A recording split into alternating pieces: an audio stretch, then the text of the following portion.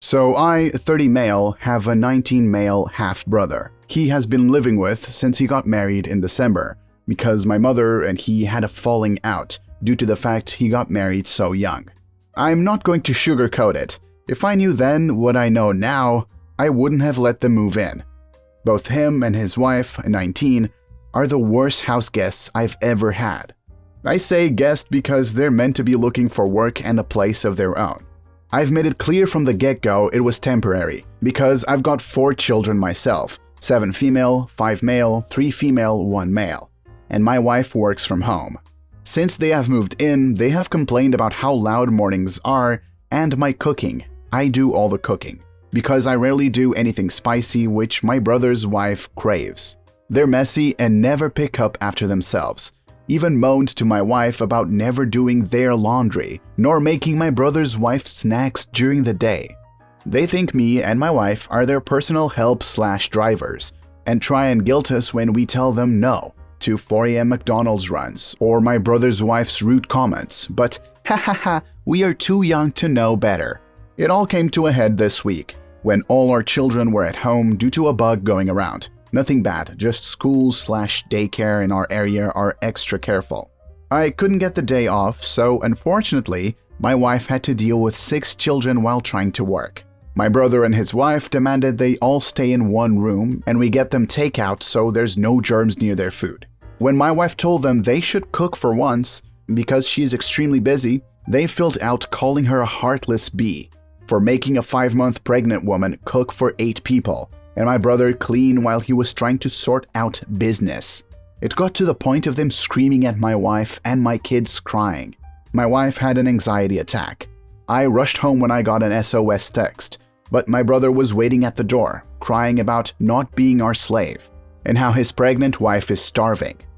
When I got to my wife's office and she explained everything, I saw red. I told them they had 30 days to get out of my house, and it was time they faced the real world. They both tried to argue with me, explaining none of them can drive, and my brother still hasn't got a job. I said I didn't care. My brother's wife said that they'd end up homeless, and if anything happened to my niece, it was all my fault. I basically said that my brother's pregnant wife can give birth in an alley for all I care, and she started crying, calling me a heartless a-hole. I explained my situation to my sister, and she called me a bad bastard for being so heartless to 2 teenagers. But I asked her when she was letting them move in, and she hung up. I've had multiple social media posts made about me, and anger phone calls since then, from my sister's husband and my brother's friends. Now the top comments. Not the a-hole. You gave them way too much notice though. I'd kick them right away. It also explains the fallout with your mom if they were like this there too. And so funny your sister can call you names, but the moment you ask her the question she hangs up. I bet the only reason she's mad at you is because she knows they will knock on her door next. Not the a-hole. This is the first lesson of many that they will learn in the coming months and years. When you first mentioned the falling out between your bro and your mom over him being too young to get married, I thought, well, that's just awful. I know a guy who got married at 19. He makes great money as a welder. They have a baby now and a mortgage, and he really has his stuff together. Not every 19-year-old is some useless idiot. Then I read the rest and was just like, oh, so not like that. Got it. Update. So my brother and his wife have been kicked out as of 1 hour ago. My sister-in-law told me this morning she'd make the next 30 days hell on earth for us and blasted music when the baby was sleeping, put on horror movies on the family TV while my kids were in the room, messed up both the bathrooms, even left the tubs full, then made a ton of food without eating much of it or cleaning up. They were extremely rude and went out of their way to insult my wife and children, thinking I had to legally let them stay the 30 days, when I don't. So you can imagine their faces when I started throwing their stuff into the front garden. They threatened to call the police when that didn't work, and they knew I wasn't backing down.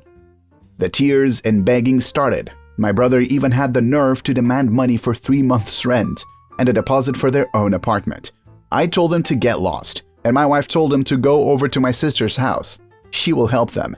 They ended begging for hotel/food money, but I told them kick rocks, and if they weren't off my property in 20 minutes, I was calling the police. I don't know where they are now, but judging by the amount of times my sister has rang me, they're probably at her house.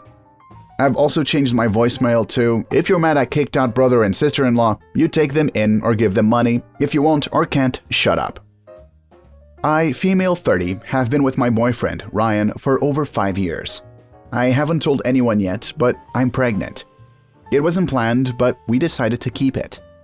My family and Ryan have a good relationship, although they tend to have disagreements once in a while. My older sister's wedding was a week ago. When I received my invitation, I read that +1s aren't allowed.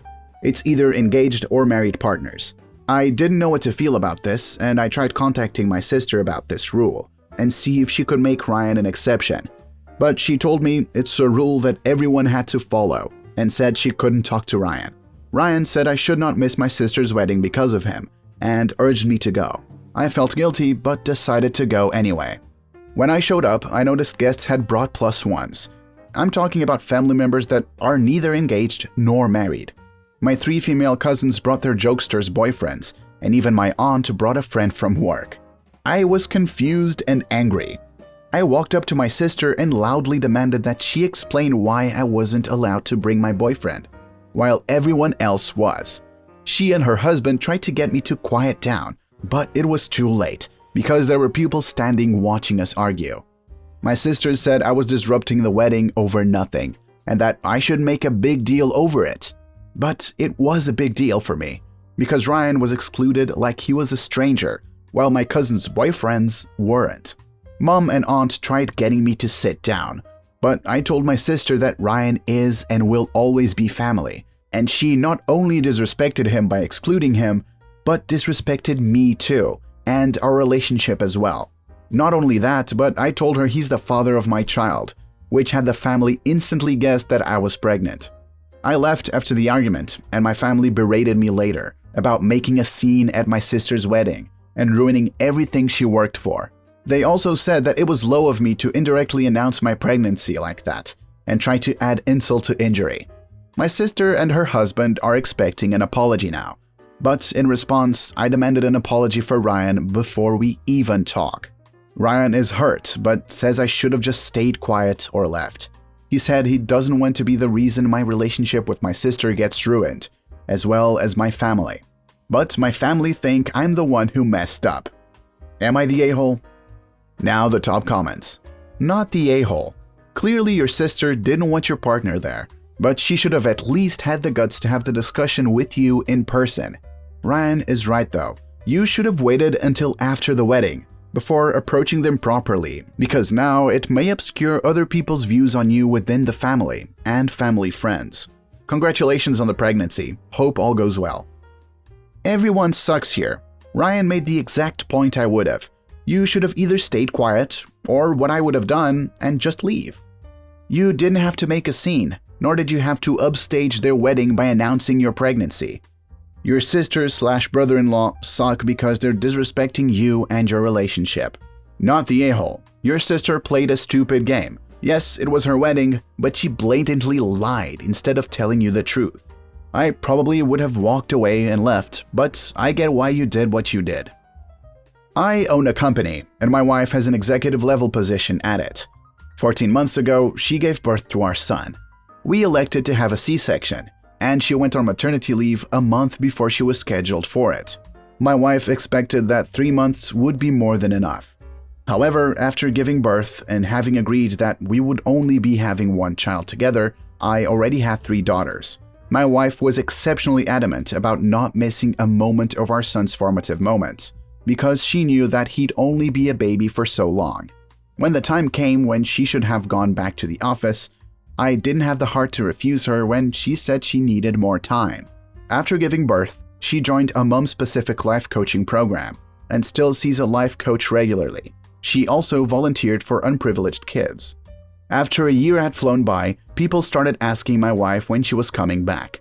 Unbeknownst to them, my wife had discussed the fact that she had got some light abdominal separation and wanted a tummy tuck, after which she was itching to get back to work. Around that time, another employee at the company, Mary, had gone on maternity leave.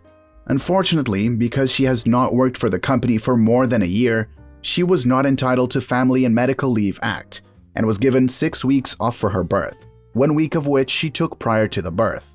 Around a month ago, we decided to go for it, and the surgery went perfectly.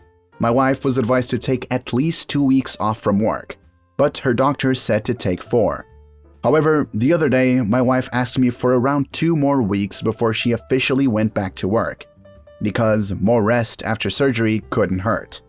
I agreed, and we announced that she would be resuming her duties February 1st. Mary spent 5 weeks after giving birth at home before returning to the office. Yesterday, after only a few days back at the office, she asked her manager if she could take more time off, begging for at least a week.